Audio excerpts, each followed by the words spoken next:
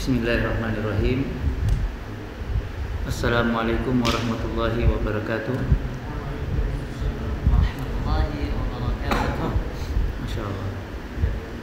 Alhamdulillah wassalatu wassalamu ala ashrafil anbiya'i wal mursalin nabiyina Muhammadin wa alihi wa sahbihi wa man tabi'ahu bi ihsanin ila yaumiddin. Subhanakallahumma la ilma lana illa ma 'allamtana innaka antal alimul hakim. Subhanakallahumma rabbi shrah li sadri wa yassir li amri wahlul 'uqdatam min lisani yafqahu qawli. Ikhwah dan akhwat yang sama dirahmati Allah Subhanahu wa taala. Alhamdulillah pada kesempatan kali ini kita akan kembali melanjutkan pelajaran kita bersama, murajaah kita bersama dari hadis-hadis yang ada di dalam kitab Bulughul Maram. Pada kesempatan ini kita sudah mempelajari, kita sudah masuk pada Kitabut Thaharah Babul Miyah. Ya. Banyak hal yang sudah kita pelajari bersama di dalam bab ini, dimulai dari hadis yang pertama yang berbicara tentang apa? Yang berbicara tentang status asal atau yang berbicara tentang hukum air laut, ya. Ya. Yang kemudian dari hadis tersebut kita satu di antara pelajaran penting yang kita dapatkan dari hadis tersebut bahwa air itu dinyatakan sebagai air yang boleh digunakan untuk bersuci ketika dia menyandang menyandang predikat sebagai air at-tahur, ya. Bagaimana hadisnya itu? Su'ilan Nabi sallallahu alaihi wasallam 'anil bahri faqala alaihi salatu wasalam huwa at-tahuru ma'uhu al-hillu maitatuhu, ya. Kemudian hadis yang kedua, ya,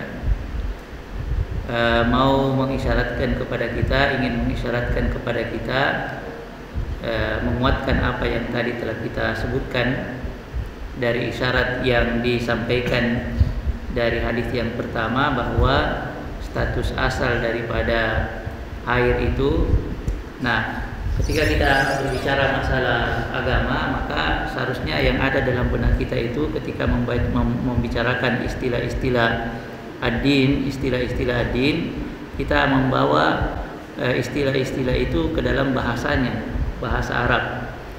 Sehingga ketika kita mengatakan air, maka yang terbayang dalam benak kita itu adalah al-ma, ya. Sehingga ketika yang hadir di hadapan kita itu dinamakan al-ma, maka status hukum asal al-ma itu untuk digunakan sebagai alat untuk bersuci adalah boleh, ya, selama namanya al-ma. Hada ma'un idan yajuzu at-tatahhuru bihi, ya. Itu kaidah dasar itu, ya, itu kaidah dasar. Nah, itulah yang hendak disampaikan di dalam hadis yang kedua. Kemudian selanjutnya hadis yang ketiga, ya. Hadis yang ketiga ingin membatasi keumuman daripada status hukum air ini, ya. Kemudian disebutkanlah hadis yang di dalamnya ada juga ijma, ya, bahwasanya status hukum, status asal daripada al-ma ini bisa kemudian hilang ketika air tersebut berubah salah satu sifatnya, ya, berubah salah satu sifatnya, baik berubahnya itu terjadi karena bercampurnya air tersebut dengan benda suci yang sifatnya dominan, ya, ataupun air tersebut berubah karena bercampurnya dengan benda najis, ya, yang merubah satu dari tiga sifatnya, ya. Ketika dia berubah ketika benda yang mencampurinya itu mengubah satu dari sifat air, sifat dasar air, dan benda yang mengubahnya itu adalah benda yang suci, maka status air itu berubah menjadi dari tahur menjadi tahir, ya, menjadi tahir. Dan ketika itu tidak lagi secara mutlak kita mengatakan bahwa hada ma'un, ya, tetapi mungkin kita mengatakan, kalau kita ditanya ma hada, maka mungkin kita akan mengatakan hada syai', hada ma hada, hadhihi qahwatun, dan seterusnya, ya. Kan kalau di bahasa Arab tidak ada ma'u syai', ya, kalau kita ada air teh, nah, air teh, air kopi, ya. Nah, ketika nama dari benda itu sudah bercampur, nama dari benda itu sudah bercampur kepada nama air, maka itu adalah satu di antara indikator menyatakan bahwasanya air itu tidak lagi dinamakan al-ma'u al-mutlaq, al-ma'ul mutlaq.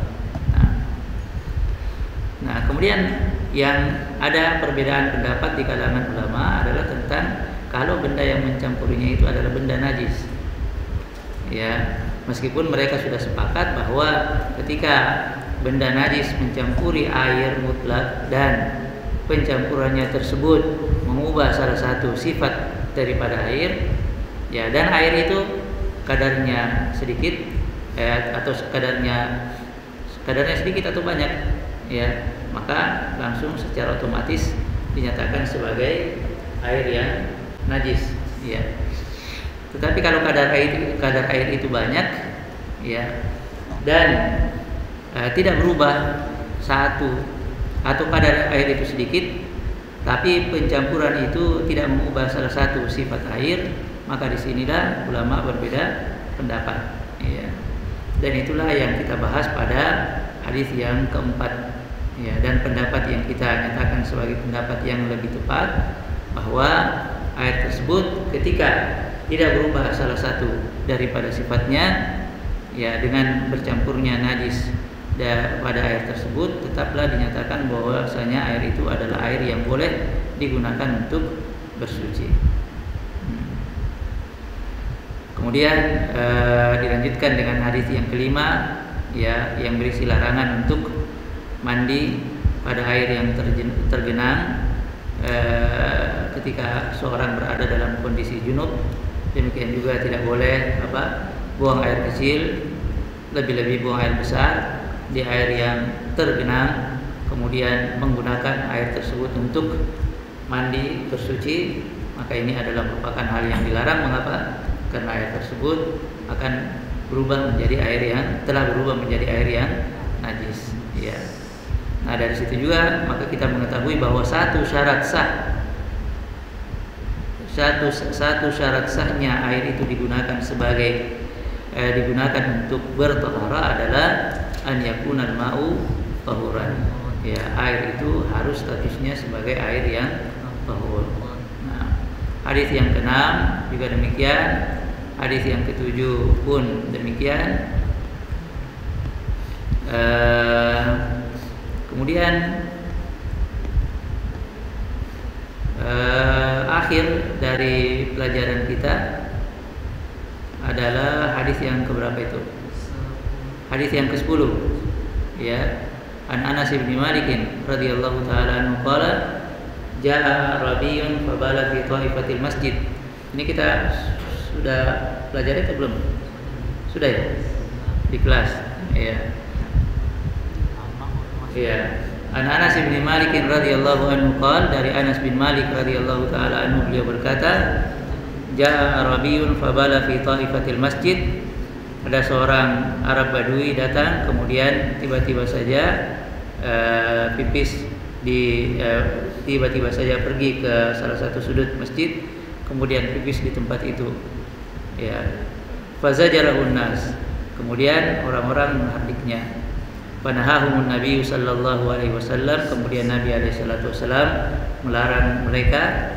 Ya, falamma qada qaulahu, maka setelah selesai menyelesaikan hajatnya, amara Nabi sallallahu alaihi wasallam bidanubin min ma fa uriqa alaihi. Kemudian Nabi alaihi salatu wasallam memerintahkan untuk menghadirkan seember air, kemudian dialirkanlah air itu ke tempat ke tempat bekas air najis tersebut. Ya. Hadis ini pun kita sudah baca pada kesempatan yang sebelumnya. Ya. Al-haditsul hadi asyar, hadis yang ke-11.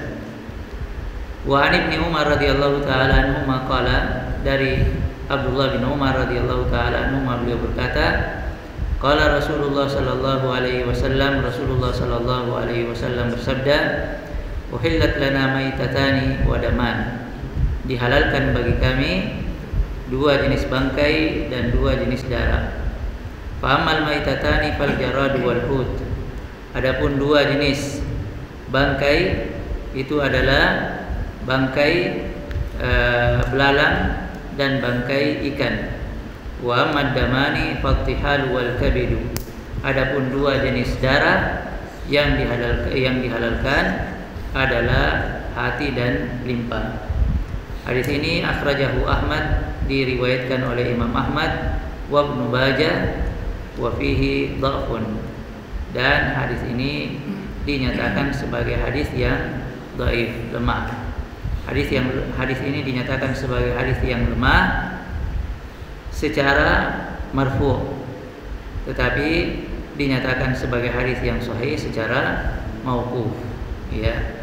Jadi hadis ini dinyatakan sebagai hadis yang lemah ketika disandarkan kepada Nabi alaihi salatu wasalam, tetapi ketika disandarkan kepada sahabat yang meriwayatkannya, yaitu Abdullah bin Umar radhiyallahu taala anhu, maka dinyatakan bahwa hadis ini adalah hadis yang sahih.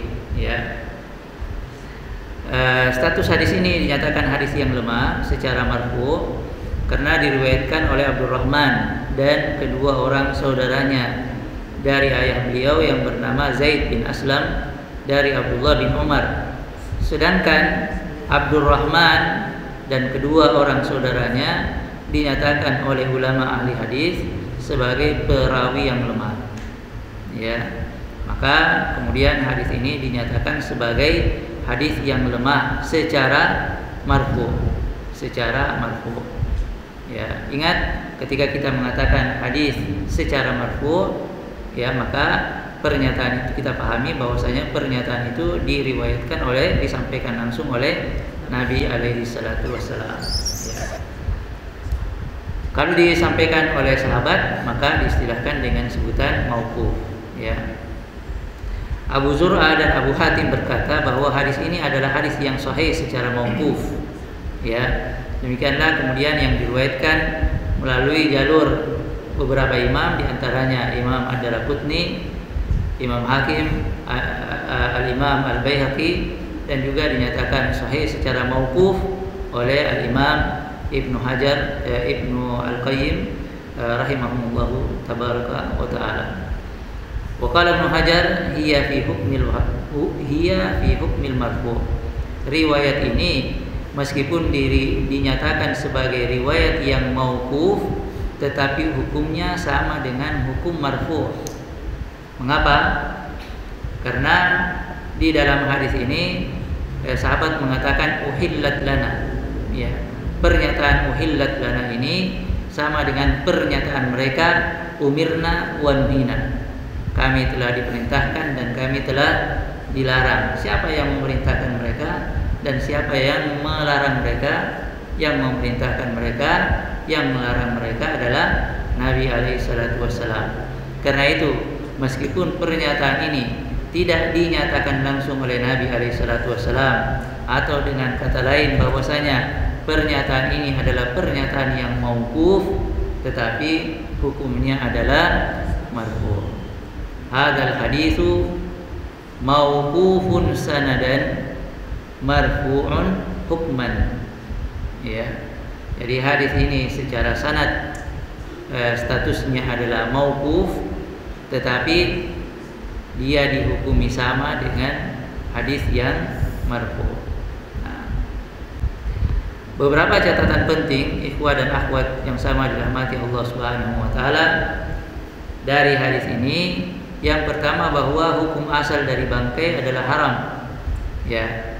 Ini dipahami dari mana? Ini dipahami dari adanya pengecualian yang disebutkan pada hadis ini. Uhillat lana maitatan wa daman. Ya, ini berarti bahwa hukum asal daripada bangkai adalah haram dan dihalalkan dua yang disebutkan di dalam hadis ini. Ya. Demikianlah juga dengan hukum asal darah pun adalah haram, dikecualikan dua jenis darah yang disebutkan di dalam hadis ini. Ya. Dua jenis bangkai yang disebutkan di dalam hadis ini yang dikhususkan dari keumuman pengharaman tersebut adalah bangkai belalang dan bangkai ikan. Dua jenis darah yang dikhususkan dari keumuman pengharaman ini adalah hati dan limpa. Ya. Nah, inilah yang bisa kita dapatkan, beberapa pelajaran yang bisa kita dapatkan dari hadis yang ke-11. Nah, sekarang kita melangkah pada hadis yang ke-12. Wa Nabi Hurairah radhiyallahu anhu qala qala Rasulullah sallallahu alaihi wasallam, "Idza waqa'a adz-dzubabu fi syarabi ahadikum falyagmishu." Nah, thumma liyanzi'hu fa inna fi ahadi janahaihi da'an wa fil akhari shifaan. Akhrajahu al-Bukhari wa Abu Dawud wa zada wa innahu yattaqi bi janahihi alladhi fihi da'. Nah, dari Abu Hurairah radhiyallahu taala anhu, dia berkata, qala Rasulullah sallallahu alaihi wasallam, Rasulullah sallallahu alaihi wasallam bersabda, idza waqa'a adz-dzubabu fi syarabi ahadikum, apabila ada seekor lalat jatuh pada minuman salah seorang dari kalian, falyagmishu, maka hendaknya dia mencelupkannya.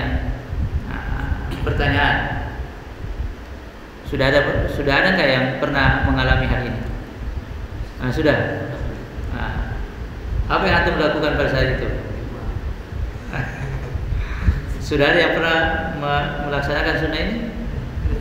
Bukan melaksanakan sunnah. Maksudnya ketika lalat itu jatuh, sudah ada yang pernah mencelupkan? Tergantung lalatnya.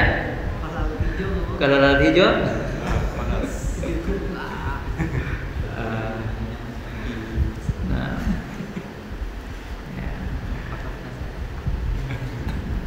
idza waqa'a dzubabu fi syarabi ahadikum falyagmishu, maka hendaknya dia mencelupkannya.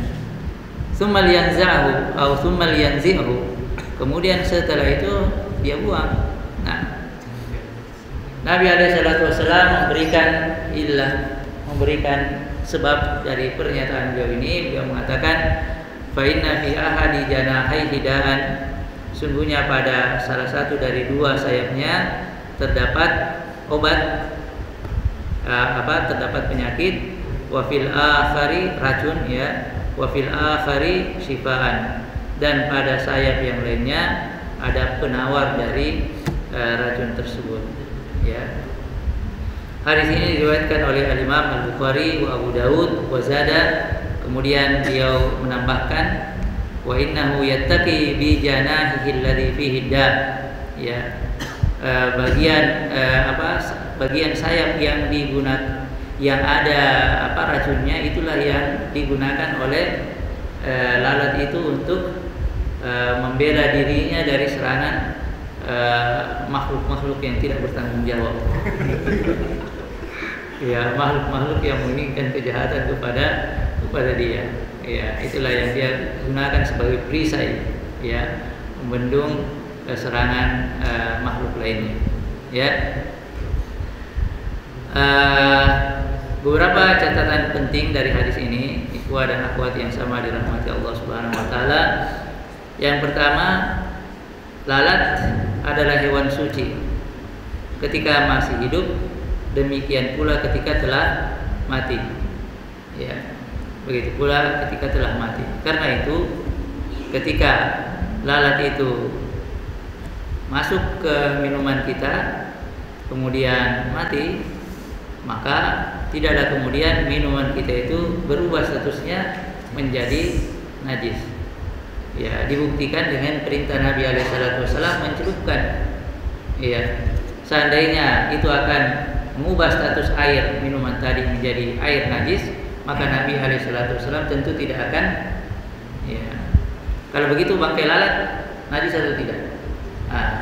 Berarti dia dikhususkan dari keumuman tadi.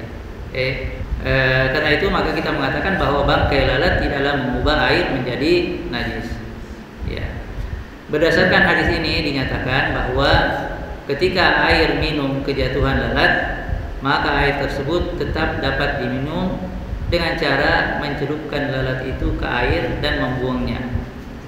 Ya, sebabnya adalah karena satu dari sayap lalat itu mengandung penyakit dan penawarnya ada pada sayap yang lainnya.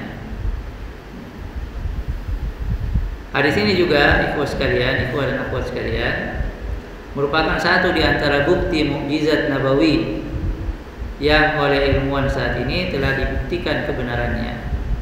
Ya, silahkan googling, ya, kemudian mencari artikel tentang itu dan kemudian silahkan dibaca sendiri. Ya, alhamdulillah Anda sudah sempat membaca satu dari artikel itu. Ya, jadi ini beberapa faedah yang bisa kita dapatkan dari hadis yang ke-11 ini.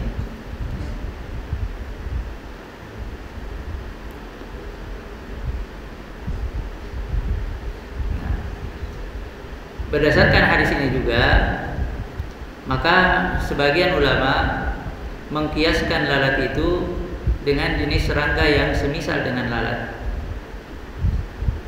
Ya, misalnya apa? Misalnya nyamuk. Ya, ketika masuk ke minuman kita, apakah kemudian minuman kita itu akan berubah statusnya menjadi air najis? Tidak. Ya. Karena itu maka sebagian ulama mengkiaskan lalat itu dengan hewan-hewan lain yang semisal dengan lalat. Apa batasannya? Mereka mengatakan bahwa hewan itu adalah hewan yang tidak laisa lahu dam sa'il. Ya. Ya, laisa lahu nafsun sa'il. Ya, dia tidak memiliki darah yang mengalir. Ya, gitu. Ya. Hewan-hewan semacam ini bangkainya tidaklah kemudian dinyatakan sebagai benda najis. Ya, dikiaskan hukumnya itu dikiaskan dari hadis ini diantaranya. Ya, demikian juga hadis yang sebelumnya uhillat lana maitatani wa damani. Ya. Al-jarad belalang pun sama ya dengan itu. Cuma jangan kemudian tidak kemudian dikiaskan bahwa ketika hewan-hewan tersebut selain lalat masuk ke air minum kita kemudian kita celupkan. Ya, karena yang itu dikhususkan pada lalat. Ya, yang itu dikhususkan pada lalat. Ya. Adapun hewan-hewan yang lainnya maka dia tidak disebutkan secara spesifik oleh Nabi SAW tentang keistimewaan yang dimiliki oleh hewan tersebut. Karena itu dia tidak dikiaskan. Yang dikiaskan hanyalah yang tadi kita sebutkan bahwasanya hewan-hewan tersebut tidaklah menjadikan air. Bangkainya tidaklah kemudian dinyatakan sebagai benda najis. Ya, wallahu a'lam bishawab. Kalau nyamuknya bawa darah itu gimana? Ya, sama aja. Ya, karena betapapun gendutnya nyamuk itu menyerap darah antum, ya, tetapi darah yang keluar dari itu dia tidak mengalir. Nah, biasa tahu dan itulah yang kemudian diistilahkan oleh ulama kita dengan sebutan laisa lahu nafsun sa'il, ya, atau laisa lahu damun sa'il. Ya, ada darahnya, tetapi darahnya tidak sama ketika seseorang mengeluarkan darah. Nah, jadi kalau nyamuk yang ada darahnya di baju, terus kita tepuk darahnya kena baju, itu nggak disebut najis? Tidak, iya, tidak najis. Oke. Darah manusia juga nggak najis. Ya. Darah manusia kan nggak najis. Darah manusia hal huwa najisun amla. Nah, fihi khilafun baina ulama. Iya. Ini kan Kalau kadarnya sedikit tidak. kan perang-perangan berdarah-darah. Iya, bagaimana? Sahabat waktu perang darah-darah juga istilahnya pakai itu. Iya. Jadi pendapat yang lebih tepat, wallahu a'lam bishawab, adalah pendapat yang dipegang atau yang dianut oleh Syekh Muhammad Nasiruddin Albani rahimahullah. Beliau menyatakan bahwa darah manusia tidaklah najis. Di antara dalilnya adalah yang tadi disebutkan oleh Ustaz Wahono, bahwasanya di zaman Nabi SAW ketika perang, ya, terkadang para sahabat melaksanakan sholat dalam keadaan berlumuran darah, ya, dan itu tidak menghalangi mereka untuk melaksanakan sholat. Bahkan ada yang memang sengaja ketika terkena panah, ya, sengaja meminta sahabatnya untuk mencabut anak panah tersebut ketika dia dalam keadaan sholat. Tapi apakah dari situ kita mengambil kesimpulan bahwa ketika sahabat itu sholat maka dia sudah terputus dengan dunia luar sehingga tidak merasakan apa-apa lagi? Ya, tidak seperti itu.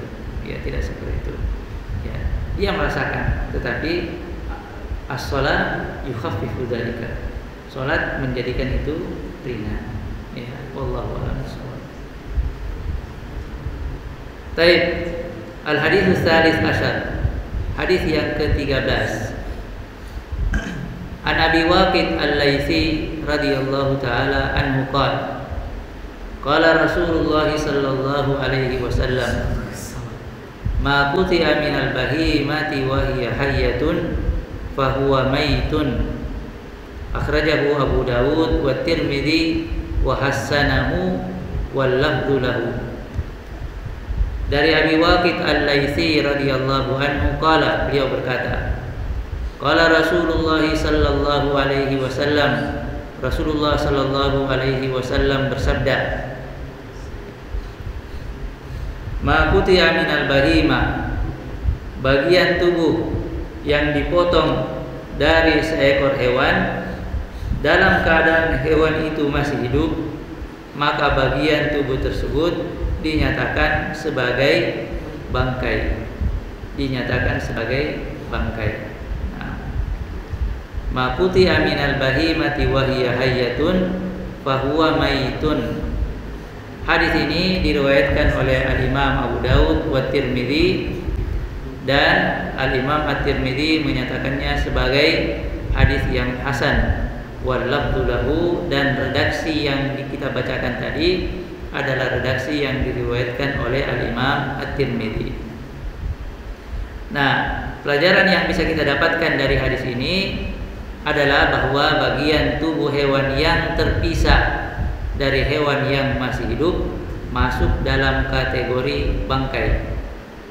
Jadi misalnya ada sapi, dipotong telinganya atau dipotong ekornya, maka dalam keadaan hidup, ya, maka telinga dan ekor hewan tersebut dinyatakan sebagai bangkai, dinyatakan sebagai bangkai, ya.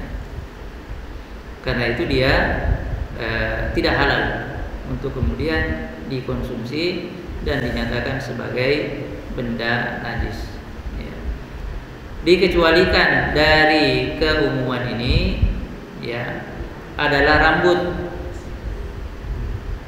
ya, kuku, tanduk dan semacamnya. Ya, pengecualian tersebut berdasarkan firman Allah Subhanahu wa taala di dalam surah An-Nahl ayat 80. Wallahu ja'ala lakum min buyutikum sakana wa ja'ala lakum min juludil an'ami buyuta tastakhifunaha yawma dha'nikum wa yawma iqamatikum wa min aswafiha bulunya wa aubariha wa ash'ariha asasan wa mata'an ilahin. Kita diperbolehkan untuk menggunakan itu, ya, memanfaatkan itu dalam keperluan kita sehari-hari, baik sebagai bahan baju, ya, ataupun yang semisal dengan itu, ya. Nah, dengan demikian ikhwah dan akhwat yang sama dirahmati Allah Subhanahu wa taala, kita telah menyelesaikan bab yang pertama daripada kitab Thaharah, yaitu bab al-miyah, bab al-miyah. Nah, dari kesemuanya maka kita mengambil beberapa kesimpulan. Yang pertama, bahwa air yang boleh status hukum air itu selama dia bernama alma adalah boleh digunakan, ya, boleh digunakan untuk bersuci. Tidak menyimpangkan status hukum alma ini kecuali ketika dia bercampur baik dengan benda suci yang menghilangkan kemutlakannya atau dengan benda najis yang menghilangkan kemutlakannya. Ketika dia bercampur dengan benda suci yang menghilangkan kemutlakannya, maka air ini tetap bisa digunakan, tetap bisa dikonsumsi, tidak boleh digunakan hanya pada untuk kepentingan bersuci, untuk kepentingan bersuci. Adapun air najis maka tidak kemudian bisa dipergunakan untuk kepentingan apapun. Apa yang kita lakukan dengan air seperti itu dibuang, ya, dibuang. Nah, satu di antara benda najis tersebut adalah bangkai, dan kemudian penulis rahimahullahu taala telah mengurai, ya, beberapa hal yang berkenaan dengan bangkai ini. Ya, pada intinya mengatakan bahwa bangkai pada asalnya, demikian juga darah, pada asalnya adalah haram, ya, pada asalnya adalah haram, dan sebagian ulama menyatakannya sebagai najis. Ya, dikecualikan dari keumuman hukum asal ini beberapa jenis, yaitu yang disebutkan di dalam hadis-hadis yang telah kita sampaikan. Baik, karena waktu sudah masuk, maka insyaallah kita lanjutkan pada pertemuan yang akan datang. Subhanakallahumma wa bihamdika asyhadu an la ilaha illa anta astaghfiruka wa atubu ilaik.